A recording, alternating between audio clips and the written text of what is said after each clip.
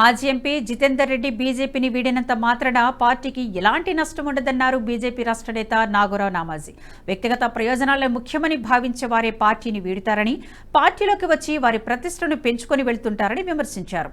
జితేందర్ రెడ్డి అన్ని పార్టీలు మారారని, ఇక మిగిలింది ఒక్క ఎంఐఎం మాత్రమే ఉందన్నారు. స్థిరత్వం లేని వ్యక్తులు పార్టీని వీడితే వద్దనేది లేదన్నారు.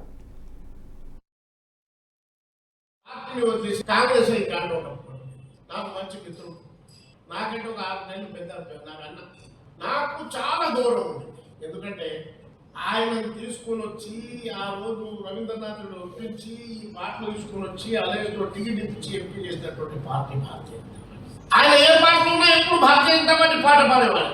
ఆయన మా పార్టీ ఇచ్చిపెట్టి పోయిన తర్వాత మళ్ళీ పార్టీలో వచ్చిన తర్వాత కూడా భారతీయ జనతా పార్టీ జితేందర్ రెడ్డి గారిని జాతీయ కార్యదర్శి ప్రధానమంత్రి పక్కన కూర్చునేటటువంటి అవకాశం వీళ్ళ జీవితాల్లో ఎన్నడూ వచ్చేది అవకాశాలు వచ్చింది. అంతేకాదు సుమా, మొన్న ఎమ్మెల్యే ఎలక్షన్ లో తన కుమారుడికి టికెట్ భారతీయ.